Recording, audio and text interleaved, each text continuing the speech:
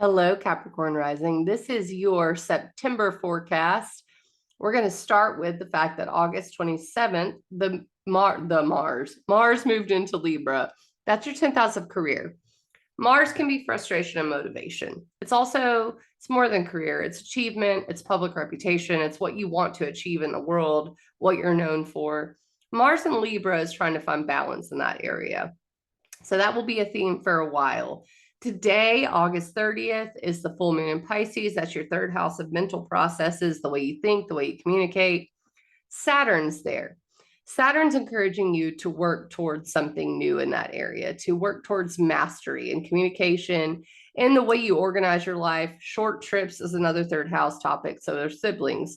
So you could be reworking how you communicate in general, but there are obstacles there. So Mercury retrograde is in your ninth house of philosophy and truth, and you're rethinking what you believe about how to communicate, about what you should be communicating to people. So that's what this full moon is going to illuminate. What needs to be reworked, okay? Friday, the moon's in Aries. Aries is your fourth house of home and family, and it will oppose Mars in your 10th house of career, and that can be a little frustrating. That's September 1st, so just it's brief, but something to note. September 3rd, Venus is direct. Where is it direct? It's direct in your eighth house of shared resources, debts, contracts, investments. I mean, you could think of a house mortgage, you could think of inheritance, you can think of a grant or a loan that you're getting, your partner's money, and then also the empowerment and disempowerment surrounding that. So Venus retrograde has been reevaluating the investments you're making, right? And the empowerment and disempowerment you are experiencing. It's square to Jupiter and Uranus in your fifth house of inner child joy, creativity, and fun. And they're both adjusting around each other, right? Well, on September 3rd, Venus goes direct, and you are starting to move forward in that area of investments and shared resources and empowerment. The moon will be in Taurus visiting Jupiter and Uranus, highlighting that square between the fifth house of joy, fun, and just wanting to be in your inner child versus the very serious adult world of the eighth house, and how those two work around each other. The week of the 4th is really great. Okay. Mercury retrograde is in your ninth house of truth, travel, belief, and philosophy.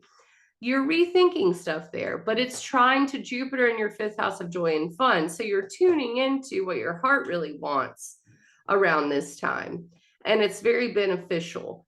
There is a Mercury Cazimi. You realize something, that this is my truth. This is what I'm going after. This is what my adventure wants out of me and what my heart wants. And that whole week is about really becoming aware of what you want to be doing.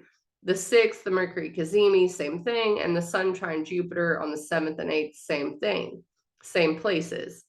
Now, the 8th also has Moon square Mars. The moon will be in Cancer, which is your 7th house of relationships. And it's going to square Mars in your 10th house of career. So this could have to do with your coworkers, could have to do with your partnerships as well. But it could be a little bit of a frustrating sticking point on the 8th, but it's brief. September 10th, you have Moon in Leo. Again, your 8th house of investments and shared resources. It's going to highlight all of that stuff we talked about for the 10th, 11th, and 12th. The 14th is the new moon in Virgo. Again, your 9th house of truth, belief, philosophy, adventure, learning, higher education. The new moon's there, okay? And so you're planting seeds. Mercury is also direct. Yay. Mercury rules that new moon. So you're planting seeds and you know what you want to do because you've just spent 3 weeks reviewing this. Okay. What do I believe? What do I want out of my life? What is spiritually meaningful? What is my truth? It's trine to Uranus in your fifth house, the new moon is. So the new moon's at 22 degrees of Virgo, trine Uranus at 22 degrees of Taurus. The fifth house for you is your joy, your creativity, and your fun. And so there is like the spiritual and inner child interplay that you're going through around that new moon that encourages you to do something a certain way, definitely based on what your heart's desires are. The 15th and 16th, the moon's in Libra. The 16th, specifically, the moon hits Mars in your 10th house of career. It could be frustrating. The 17th, Venus squares Jupiter. Again, 9th house of truth and belief. I'm sorry, 8th house of investments, shared resources, to your 5th house of inner child and children and romance and fun and joy. I mean, again, the very adult versus very childlike areas of the 5th and 8th house interplay.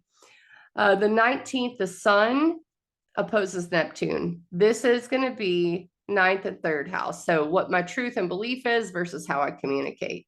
Could be a little bit of a confusing day. Relax. It'll be brief. You'll be informed by it. The 20th, the moon's in Sagittarius. Sagittarius is your 12th house of retreat and reflection. So that's going to carry on the sun opposite Neptune basically into the 20th and 21st. You may need to take a breather. The moon in Capricorn, the 22nd and 23rd, specifically the 23rd, the moon in Capricorn in your 1st house of self and identity is squaring Mars in your 10th house of career and public reputation and achievement. So you're thinking, you know, like maybe who I am is not necessarily working so well with my career, and there may be a frustrating moment there. But again, it's brief, and the sun moves into your 10th house that day as well. That's the sun moving into Libra, aka the equinox. Every time the sun moves into Libra, it's going to be about career achievement and public reputation for you. So that is the 23rd. The 24th, the moon's in Aquarius, which is your 2nd house of finances. That's going to highlight the Venus retrograde. Remember, you've been making investments, reevaluating that stuff, and what you need for joy and inner child and romance. And it's going to highlight that the 24th and 25th. Now, the 26th, the moon's in Pisces, and the 27th. That's your 3rd house of communication.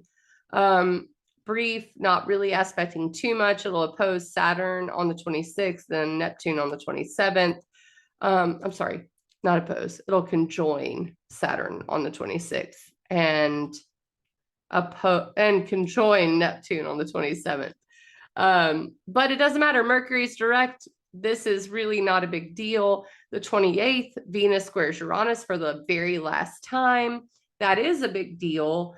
And this is from your 8th house of investments to your 5th house of desires and inner child, but also your inner heart's desires. What creatively makes you burn and passionate versus what you invest your time and money in.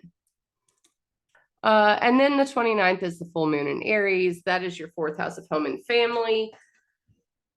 You know, that it could represent a shift in the career stuff because the sun will be in Libra with the full moon in Aries. Libra is your 10th house of career. The full moon is your 4th house of home and family.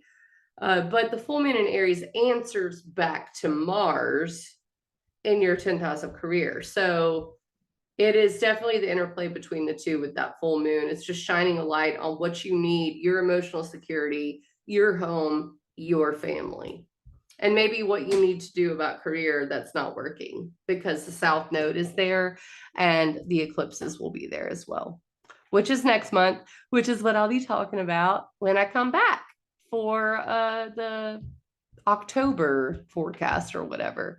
So I'll catch you on the flip side, ecstaticastrology.com to book. And if you have any questions, leave a comment. See you on the flip side.